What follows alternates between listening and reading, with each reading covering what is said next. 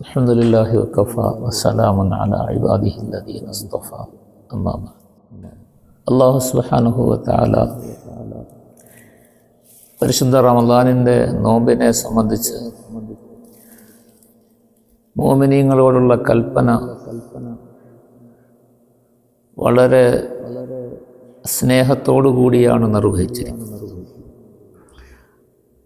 നോമ്പിൻ്റെ കൽപ്പന വന്നപ്പോൾ അല്ലാഹു സുബ്ഹാനഹു വ തആല അവതരിപ്പിച്ച വചനം യാ അയ്യുഹല്ലദീന ആമനു കുതിബ അലൈക്കുമുസ് സിയാമു കമാ കുതിബ അലല്ലദീന മിൻ ഖബ്ലിക്കും ലഅല്ലക്കും തത്തഖൂൻ അയ്യാമൻ മഅദൂദാത്ത്. റമളാനിൻ്റെ നോമ്പിൻ്റെ കൽപ്പന അല്ലാഹു തആല അവൻ്റെ അടിമകളെ അറിയിച്ച വചനം ഇതാണ്. ഇവിടെ ആദ്യമായി തന്നെ അള്ളാഹുവിൻ്റെ സാധാരണ പതിവ് പോലെ അള്ളാഹുവിൻ്റെ പതിവ് അവൻ്റെ കൽപ്പനകളിൽ ഒരിക്കലും ഭീഷണിയുടെ രീതിയോ വളരെ കടുപ്പം കാണിക്കുന്ന മാർഗമോ വലിയ ആധിപത്യം സമർത്ഥിക്കുന്ന രീതിയിലുള്ള വചനങ്ങളോ ഒന്നും വരാറില്ല. വളരെ സ്നേഹത്തോടു കൂടി അള്ളാഹുവിൻ്റെ അടിമകളെ, വിശ്വാസികളെ, വിശ്വസിച്ചവരെ, ഈമാനുള്ളവരെ എന്ന സംബോധനയിലാണ് അല്ലാഹു തആല വിളിക്കുന്നത്. യാ അയ്യുഹല്ലദീന ആമനു. ആദ്യമേ തന്നെ അല്ലാഹു തആല ഉണർത്തുകയാണ്, നിങ്ങളുടെ മേൽ ഭാരമേൽപ്പിക്കാനോ നിങ്ങളെ അധീനപ്പെടുത്താനോ കഷ്ടപ്പെടുത്താനോ നിങ്ങളുടെ മേൽ വലിയ ഭാരം അടിച്ചേൽപ്പിക്കാനോ ഉള്ള ഉദ്ദേശത്തിലൊന്നുമല്ല ഈ കൽപ്പനകൾ വരുന്നത്. നിങ്ങൾ വിശ്വാസികളാണ്, മുഅ്മിനീങ്ങളാണ്. അള്ളാഹുവിൻ്റെ കൽപ്പനകൾ അനുസരിച്ച് ജീവിക്കലാണ് ഇഹപര വിജയത്തിൻ്റെ ഏക മാർഗം എന്ന് ബോധ്യപ്പെടുകയും അതനുസരിച്ച് നിങ്ങൾ അള്ളാഹുവിനെ വിശ്വസിക്കുകയും അവൻ്റെ കൽപ്പനകളെ അനുസരിച്ച് ജീവിക്കാമെന്ന് ബാധ്യതയും കരാറും ചെയ്ത് ഏറ്റെടുത്തവരുമാണ്. അതിനെ അടിസ്ഥാനപ്പെടുത്തി ആ വിജയത്തിലേക്ക് നിങ്ങളെ എത്തിക്കാനുള്ള മാർഗങ്ങളാണ് നിങ്ങളോട് നിർദ്ദേശിക്കുന്നത്. നിങ്ങളുടെ ഈമാനിനെ അടിസ്ഥാനപ്പെടുത്തിയാണ് ഈ കൽപ്പന വരുന്നത് എന്ന് അല്ലാഹു തആല ആദ്യമേ തന്നെ ഓർമ്മപ്പെടുത്തുകയാണ്. അള്ളാഹുവിനെ വിശ്വസിക്കുകയും അള്ളാഹുവിൻ്റെ വിശ്വാസത്തിലൂടെ മാത്രമേ ഇഹപര വിജയം നേടാൻ സാധിക്കുകയുള്ളൂ എന്ന് ബോധ്യപ്പെടുകയും അതിനനുസരിച്ചുള്ള നിയമങ്ങൾ, വ്യവസ്ഥകൾ എന്താണെന്ന് അറിയാൻ ആഗ്രഹിക്കുകയും ചെയ്യുന്ന ഈമാനുള്ളവരോട് അല്ലാഹു സുബ്ഹാനഹു വ തആല ഈ കാര്യങ്ങൾ ഓർമ്മപ്പെടുത്തി അവരെ വിളിക്കുകയാണ്. യാ അയ്യുഹല്ലദീന ആമനു. വിശ്വസിച്ചവരെ, വിശ്വാസികളായ ആളുകളെ, എന്നെ വിശ്വസിച്ച എൻ്റെ അടിമകളെ, നിങ്ങളുടെ വിജയത്തിൻ്റെ മാർഗം ഞാൻ നിർദ്ദേശിക്കുകയാണ്. നിങ്ങളത് ശ്രദ്ധിക്കണം.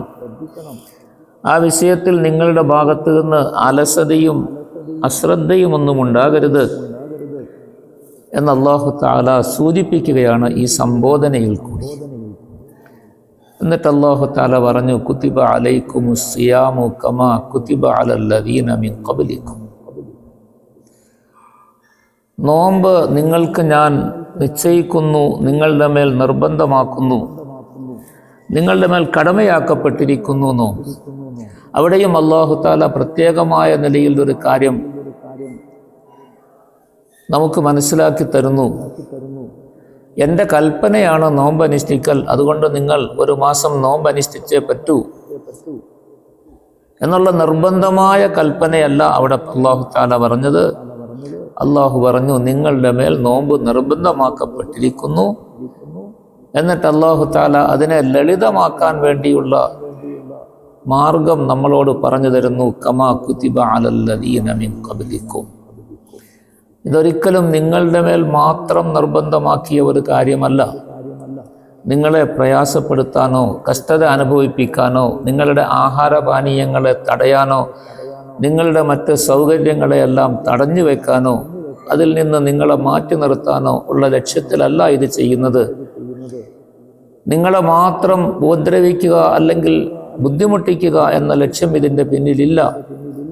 നിങ്ങളുടെ മുൻഗാമികളായ മുഴുവൻ വിശ്വാസികൾക്കും ഏതെല്ലാം കാലത്ത് ആരെല്ലാം അള്ളാഹുവിനെ വിശ്വസിച്ച് കഴിഞ്ഞുകൂടിയവരാണോ അവരുടെ മേലെല്ലാം അള്ളാഹു സുബ്ഹാനഹു വ തആല ഇതേ നിലയിലുള്ള നിർദ്ദേശങ്ങളും നിയമങ്ങളും നടപ്പിലാക്കിയിരുന്നു.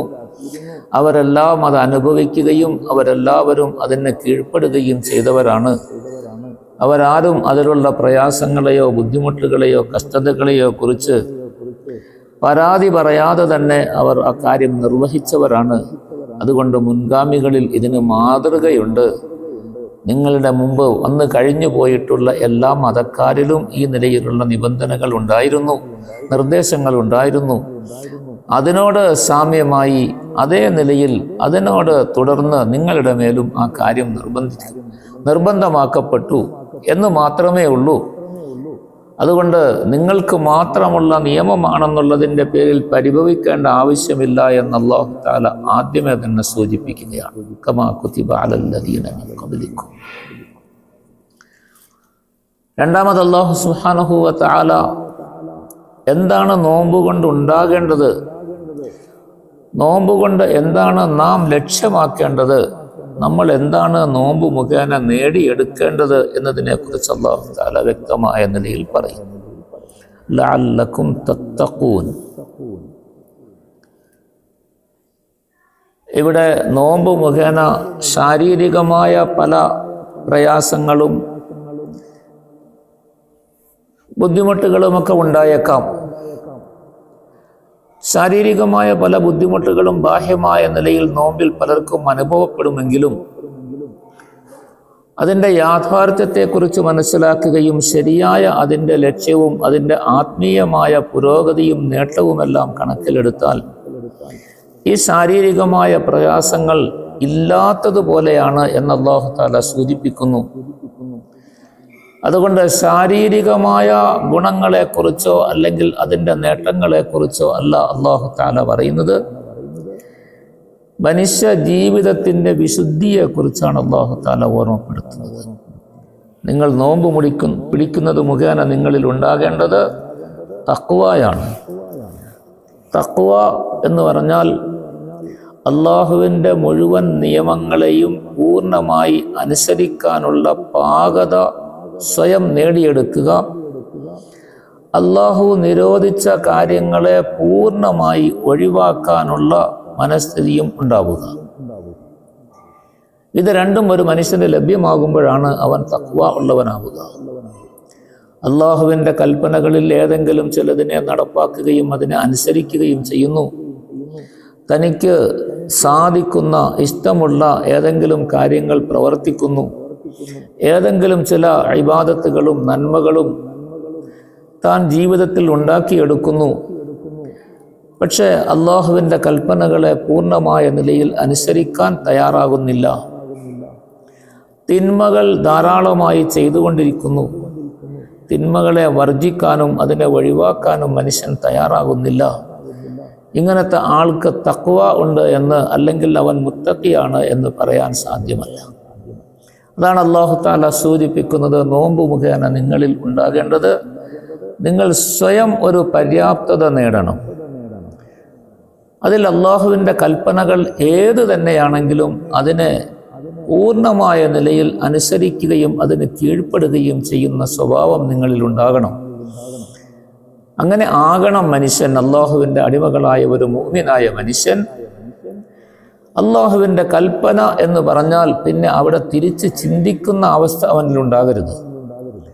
അല്ലാഹുവിൻ്റെ കൽപ്പനയാണോ അത് പൂർണ്ണമായി അനുസരിക്കലാണ് എൻ്റെ ബാധ്യത. ഞാനത് ഏറ്റെടുത്തിരിക്കുന്ന കാര്യമാണ്. അതിൽ കൂടി മാത്രമേ എനിക്ക് വിജയം വരിക്കാൻ സാധിക്കുകയുള്ളൂ. എൻ്റെ ജീവിതത്തിൻ്റെ ലക്ഷ്യം അതിൽ കൂടി മാത്രമേ പൂർത്തിയാവുകയുള്ളൂ എന്ന് മനുഷ്യൻ സ്വയം മനസ്സിലാക്കുകയും അതിന് അവൻ പൂർണ്ണമായി കീഴ്പ്പെടുകയും ചെയ്യുന്ന അവസ്ഥ വരണം. അപ്പം നന്മകൾ ധാരാളമുണ്ട്, ഇബാദത്തുകൾ ധാരാളമുണ്ട്. അതിലേതെങ്കിലും നമുക്ക് പറ്റിയത് ചെയ്തു, അത് ഇബാദത്തിൻ്റെ ഒരു ഭാഗമാണ്. പക്ഷെ അല്ലാഹുവിൻ്റെ കൽപ്പനകൾ, നിർദ്ദേശങ്ങൾ എന്ന് പറയുന്നത് മനുഷ്യ ജീവിതത്തിലുടനീളമാണ്. മനുഷ്യൻ ബന്ധപ്പെടുന്ന എല്ലാ മേഖലകളിലുമാണ്.